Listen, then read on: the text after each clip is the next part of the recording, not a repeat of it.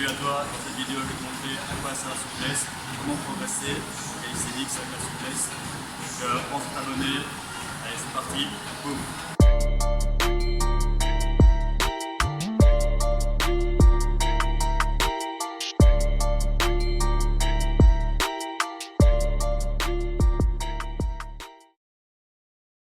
Pourquoi être souple en calisthenics? Donc, tout d'abord, être souple va nous permettre de débloquer certaines figures, de les rendre accessibles. Ces figures vont nous permettre d'être plus forts et de réaliser des skills qui sont impressionnants. Je pense notamment au handstand, à la press to handstand,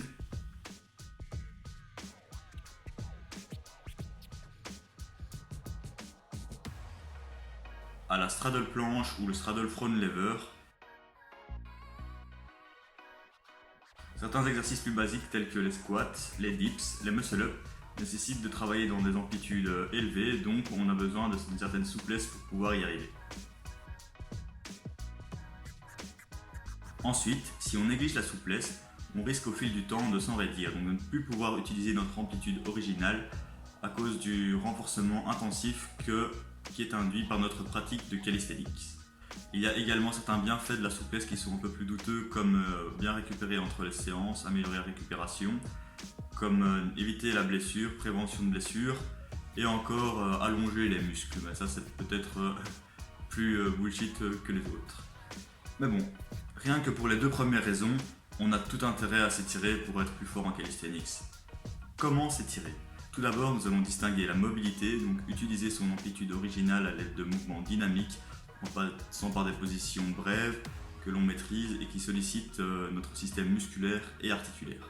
Elle peut se pratiquer n'importe quand, en dehors de la séance, à l'échauffement, le matin, le soir, de manière peu intense. C'est un excellent outil pour conserver ses gains en souplesse. Il y a aussi les étirements qui servent à récupérer notre souplesse originale après une séance. Donc, par exemple, elle peut se pratiquer juste après la séance, à l'aide de mouvements peu intenses, avec une série de 15 à 60 secondes sont suffisants. On peut également la pratiquer avant de dormir pour pouvoir se relâcher légèrement de manière peu intense de nouveau. En dernier lieu, il y a les assouplissements, donc c'est le point le plus important pour nous car nous cherchons à dépasser notre amplitude originale. Cela va demander donc plus d'intensité, plus de volume, peut-être plus de récupération entre les séances, donc on ne pourra pas les faire tous les jours et il faudra les placer à des moments judicieux pour ne pas contrecarrer certains progrès de force ou d'explosivité.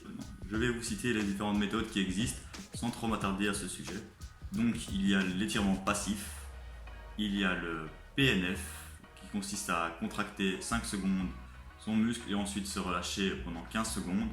Il y a les étirements lestés qui permettent de faire du renforcement étirement en même temps, qui sont très intéressants pour les gains à long terme. Je pense par exemple à des Jefferson Curl, à des Bulgarian Split Squat, à des Y-Raises par exemple.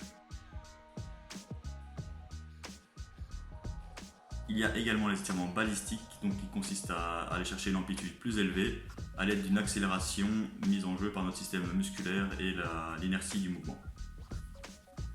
Un concept hyper important pour que vos gains de souplesse puissent être transférés à notre discipline sera de renforcer l'amplitude passive qu'on a gagnée grâce à nos étirements à l'aide de renforcements sollicitant cette amplitude. Attaquons maintenant les étirements qui vont être intéressants pour nous. Donc je vais vous citer quelques exercices qui sont pour moi très intéressants pour développer certains patterns de mouvement. Il y a également d'autres mouvements que vous pourrez utiliser, donc c'est important d'utiliser une variété aussi dans vos entraînements. Donc, ne faites pas le même étirement toute l'année, pensez à périodiser et à changer progressivement vos étirements. De haut en bas, il y a la flexion d'épaule que l'on va travailler à l'aide de suspension passive et notre renforcement sera du Y-Raises. Il y a également le T-Spine Stretch qui est plus intense que la suspension passive. Pour l'extension d'épaule, nous avons une progression suivante, donc c'est une extension à l'aide des anneaux. Ensuite, on peut faire aussi du skin de cat en bas du mouvement. Et pour renforcer, on peut utiliser un bâton sur ce même mouvement. Petite parenthèse pour les poignets, donc c'est une articulation extrêmement importante. Donc on a besoin d'une certaine extension de poignet si vous voulez avoir des bonnes planches et un bon handstand. Donc la travailler de manière passive à l'aide d'extension du poignet en avançant les épaules et un renforcement par haltère peut être intéressant. Pour la hanche, nous allons avoir 3 catégories. Donc il y a la fermeture de hanche qui se fait à l'aide de Jefferson Curl avec un renforcement de fermeture encore en compression. Il y a l'abduction de hanche et l'étirement passif préféré sera le split, middle split, ce même exercice debout ou du middle split au mur.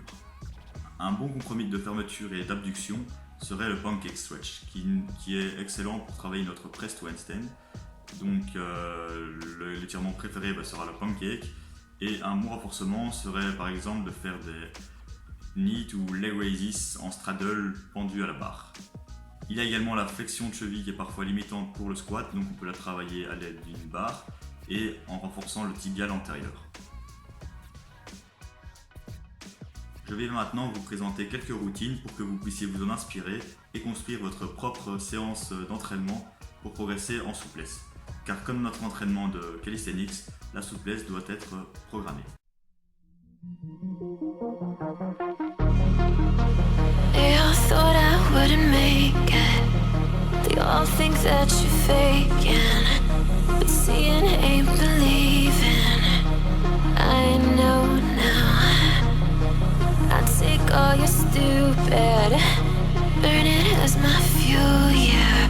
'Cause we're running out of time, so I'm gonna make it mine. The chosen one, I'm not the one to underestimate. I want the throne, I learned to crush obstruction, rush through barricades, levitate. Got it tatted on me, told them follow me. They see the vision, now it's 2020, clear as Tahoe Lakes, clear as day. No longer move around in fear, disarray. Pray you hear me like the winter wind against your window pane. Feel the bass, baby, soak it in and let it marinate. It's time to hustle, gotta muscle up and run through barricades, yeah.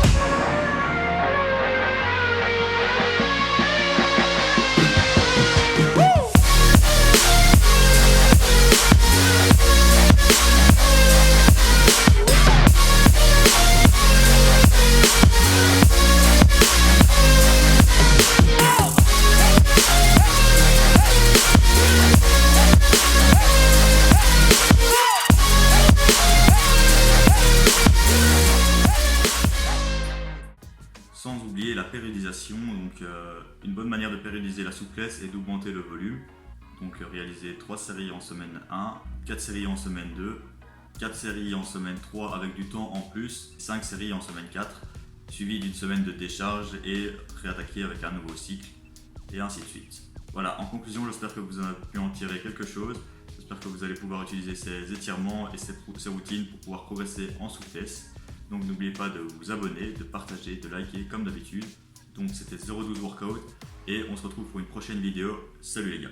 Peace. The chosen one, I'm not the one to underestimate. I want the throne, I learned to crush obstruction, rush through barricades, levitate. Got it tatted on me, told them follow me. They see the vision, now it's 2020, clear as Tahoe Lakes.